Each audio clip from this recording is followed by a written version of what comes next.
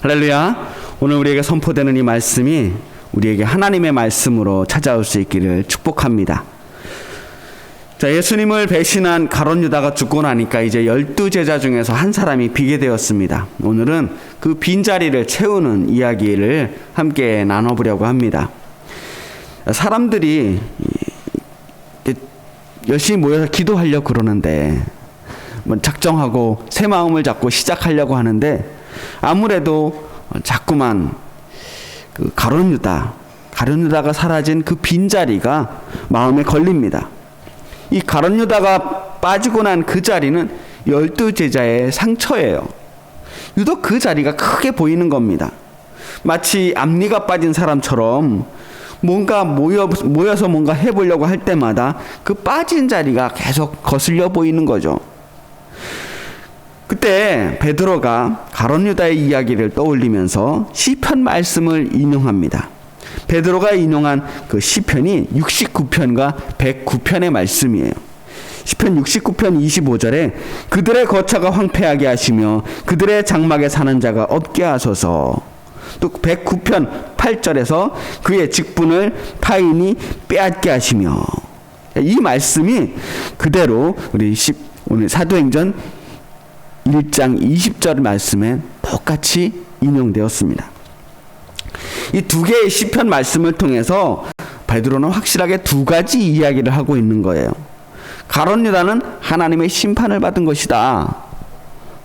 가룟 유다는 황폐하게 되었고 결국은 비참한 최후를 맞이하게 되었다라고 하는 거예요.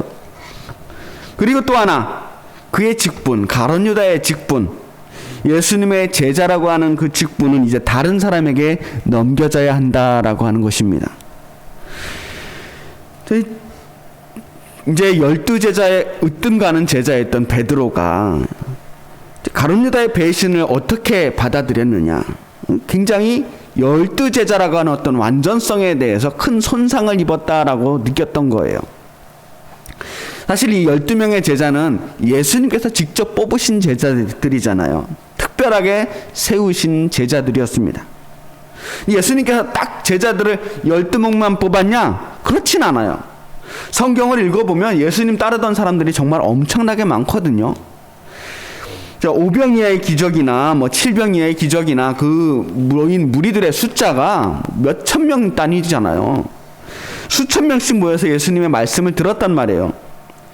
그것도 한두 번 참석한 게 아니라 본격적으로 짐 싸들고 다니면서 계속 예수님을 따라다니면서 예수님의 말씀을 들었던 무리들이 있어요.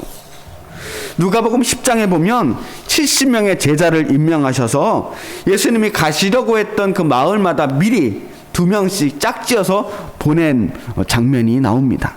그런 걸 보면 예수님의 제자라고 할 수 있는 사람이 최소한 70명 정도는 되는 거예요.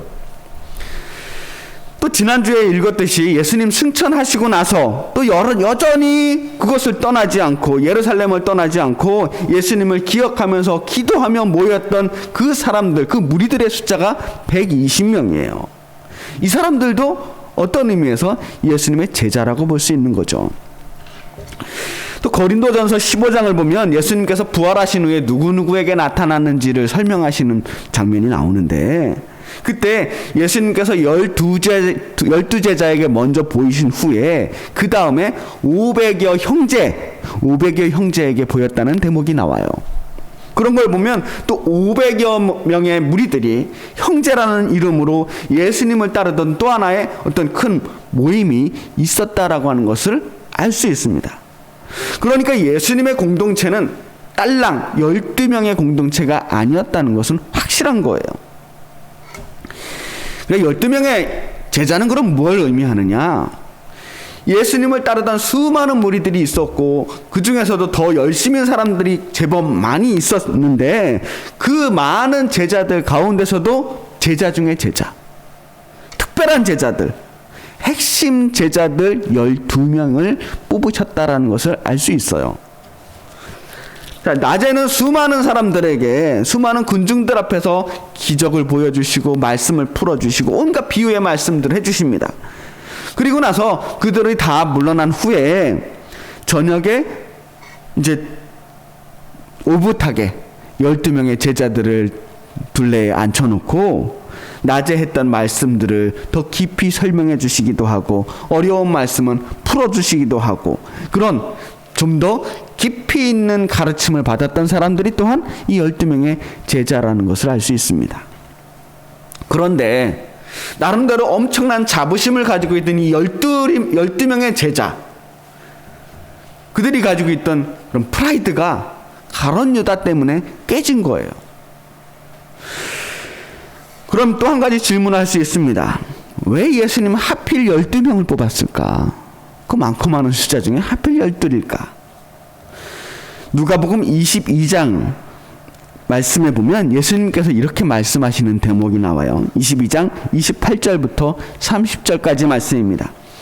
너희는 나의 모든 시험 중에 항상 나와 함께한 자들인즉 내 아버지께서 나라를 내게 맡기신 것 같이 나도 너희에게 맡겨 너희로 내 나라에 있어 내 상에서 먹고 마시며 또는 보좌에 앉아 이스라엘 12지파를 다스리게 하려 하노라. 예수님께서는 이 12제자를 통해서 앞으로 이루실 나라, 그 하나님 나라를 이룰 지도자로 세우겠다라고 하는 계획을 가지고 계셨다는 거예요. 사실 이스라엘에게 있어서 이 12이라는 숫자는 굉장히 특별한 의미를 가지고 있는 숫자거든요. 이스라엘에는 이름이 원래 야곱의 이름이에요.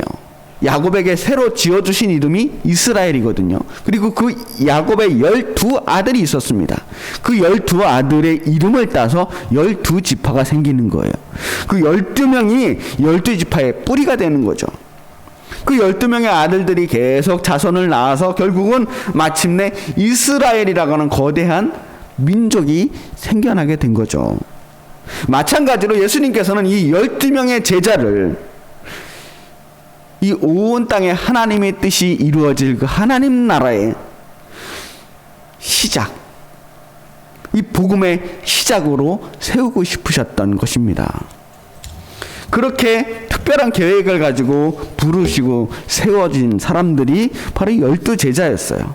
그런데 이 가룟 유다라는 사람이 이 12제자의 시작, 뿌리를 손상시킨 겁니다. 그래서 베드로는 어서 이 상처를 회복하기를 원했어요. 예수님이 승천하시고 이제 새로운 시대, 성령의 시대를 시작하려고 하는 바로 지금 가룟 유다 때문에 생긴 이 구멍을 어서 메워야 했다는 거예요. 사실 객관적으로 보면 꼭 12명의 제자가 있어야 되는 것은 아니거든요. 예수님께서 세우신 이 공동체가 12제자의 시스템으로 구성된 게 아닙니다. 예수님의 제자는 꼭 12명이 있어야 된다, 어떤 규칙이 있었던 것도 아니고요. 실제로 몇 년 후에 예수님의 12사도 중에 한 사람, 그 야고보가 처음 순교를 당하게 되거든요. 야고보가 순교를 당했을 때 그때는 그 공석을 억지로 메우기 위해서 다시 모인 적이 없습니다. 새로 12제자를 뽑지 않아요.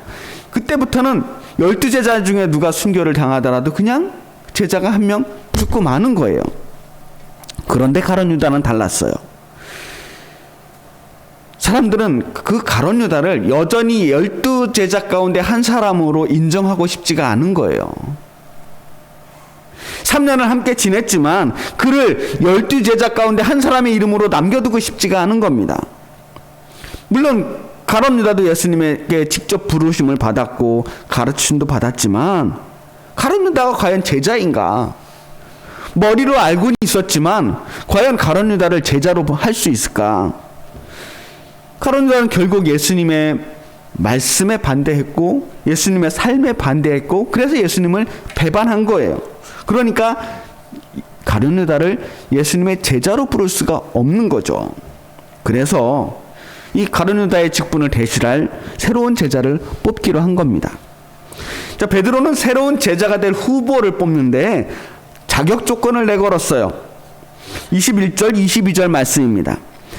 이러함으로 요한의 세례로부터 우리 가운데 올려져 가신 날까지 주께서 우리 가운데 출입하실 때 항상 우리와 함께 다니던 사람 중에 하나를 세워 우리와 더불어 예수께서 부활하심을 증언할 사람이 되게 하여야 하리라 하거늘. 그러니까 예수님께서 세례 요한에게 세례 받을 때부터 예수님의 공생에 시작할 때, 그 아주 맨 처음 그 초기 사역 때부터 승천하실 때까지 계속해서 예수님과 함께 있었던 사람, 그런 사람 중에서 12 제자 가운데 한 사람을 이제 충원하기로 한 거예요. 그래야 그 사람이 앞으로도 예수님의 삶과 죽음과 부활의 증인이 될 수 있기 때문이었어요. 다시 말해서 이 이야기는 뭐냐면, 예수님의 12 제자뿐만 아니라 다른 사람들 중에서도 공생의 사역 시작부터 끝까지 이 마가의 다락방까지 계속 함께했던 사람들이 있었다는 거예요. 비록 12 제자 가운데 들어가지도 않았고 아무도 그 사람의 이름을 기억하지 않았지만, 묵묵히 예수님을 따르고 끝까지 예수님만 바라보면서 처음부터 끝까지 함께했던 사람들이 있었다는 거예요. 그들 가운데서 이제 후보를 뽑게 됩니다. 23절 말씀이에요. 그들이 두 사람을 내세우니 하나는 바사바라고도 하고 별명은 유스도라고도 하는 요셉이요, 하나는 마띠아라.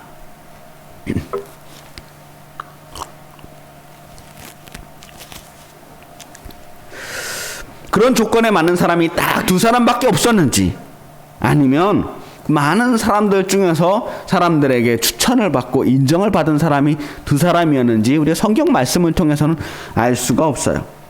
하여튼 이 두 사람의 후보가 세워지게 됩니다.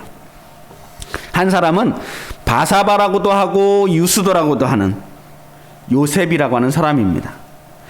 바사바라고 하는 이름은 안식의 아들, 안식일의 아들이라는 뜻을 가지고 있어요. 아마도 안식일에 태어난 유대인일 겁니다. 유스도라고 하는 말은 별명인데, 이 별명은 라틴어예요. 정의라는 뜻을 가지고 있는 라틴어입니다. 그러니까 이 사람은 라틴의 배경도 가지고 있는 사람이에요. 근데 나중에 보면 이 사람은 다른 이름도 가지고 있어요.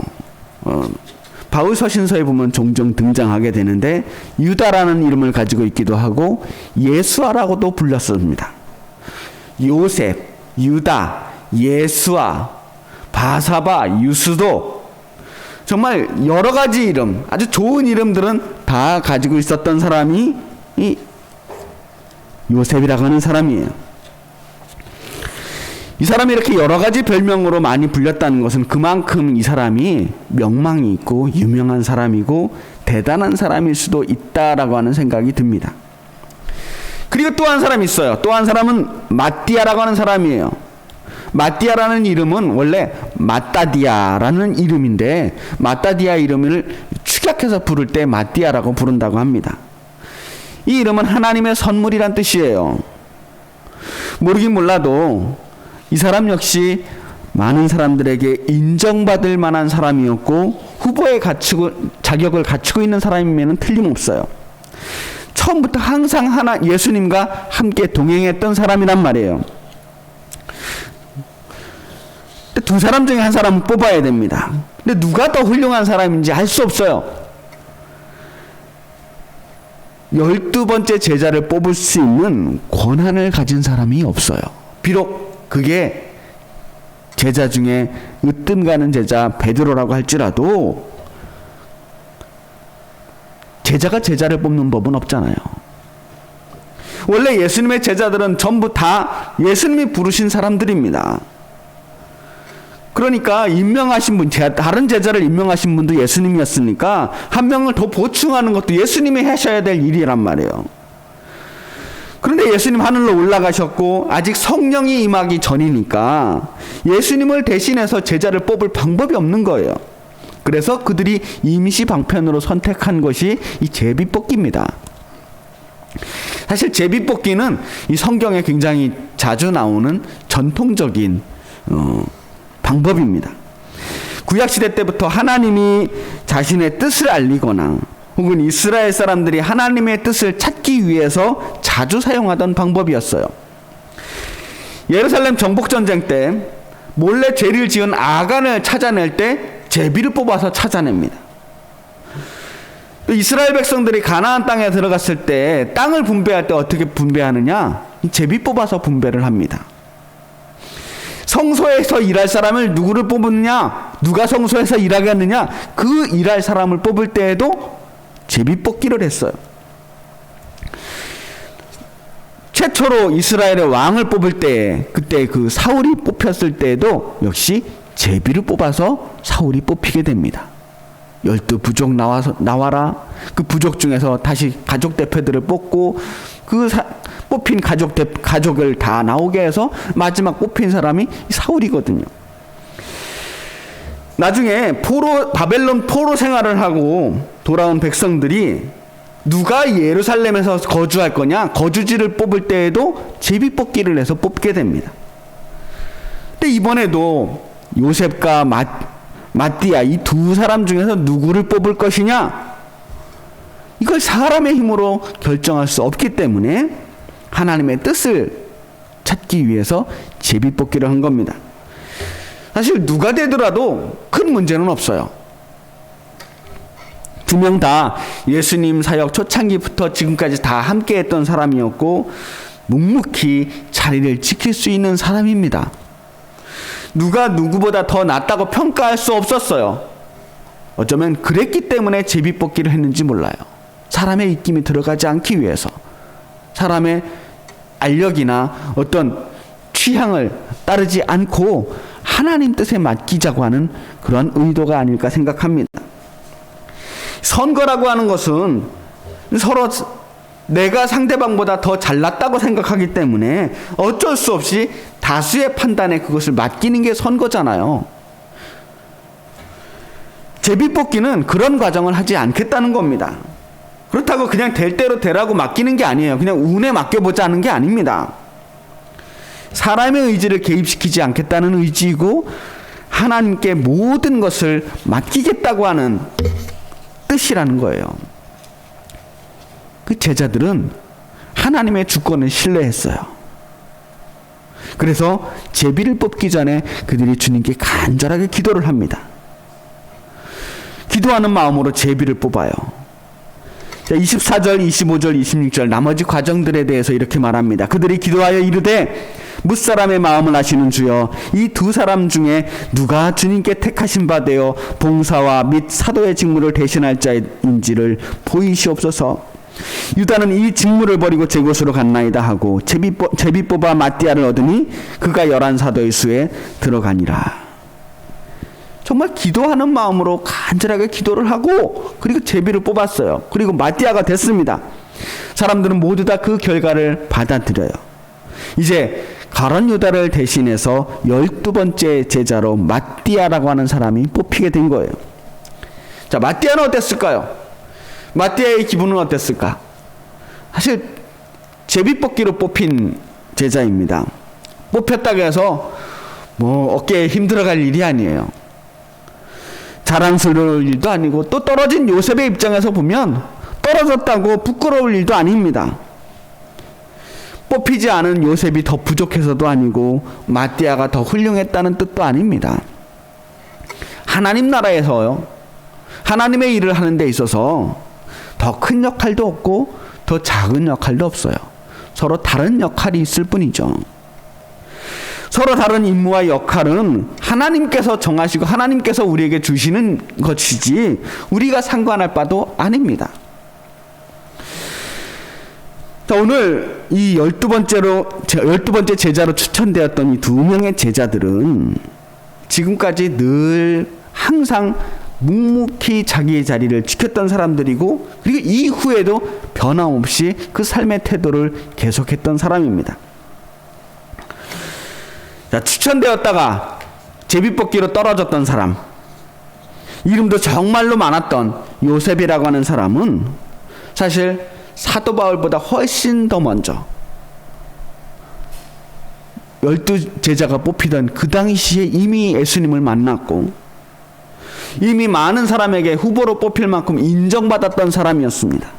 그런데 이후에 어떻게 살았느냐? 이 요셉이라는 사람은 사도 바울과 동역을 해요. 그리고 끝까지 그의 사역을 돕는 사람으로서의 역할을 감당합니다. 평생을 바울과 함께 다니면서 바울 곁에서 바울의 동역자로 충성을 다해요.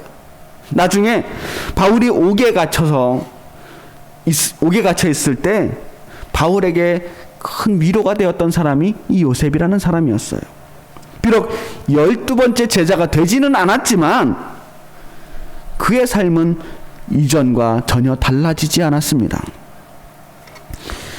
그냥 항상 주님 곁에 있듯이 자신에게 주어진 사명을 묵묵히 감당하는 거예요. 겸손한 사람입니다. 사도 바울보다 자기가 여러모로 더 낫다고 생각할 수도 있잖아요. 내가 어떻게 네 뒤에서 네 수발을 드니? 너 옛날에 핍박하고 다닐 때 나 그때 예수님 따라다니고 있었어. 내가 너보다 뭘 봐도 훨씬 낫지라고 생각할 수도 있는데 전혀 그러지 않았어요. 자, 12번째 제자가 되었던 이 마띠아는 그 이후로 성경에서 그 이름을 찾아볼 수는 없습니다. 마띠아가 어떻게 됐는지 나오지 않아요. 그런데 전해져 내려오는 전승에 의하면 마띠아 역시 복음 전파에 최선을 다했다고 합니다. 이후에 에디오피아 지역으로 건너가서 그곳에서 수없는 핍박을 받았지만 끝까지 복음을 전하다가 결국은 순교를 당했다고 전해집니다. 오늘 우리는 12번째 제자가 뽑히는 그 과정들을 함께 살펴봤어요.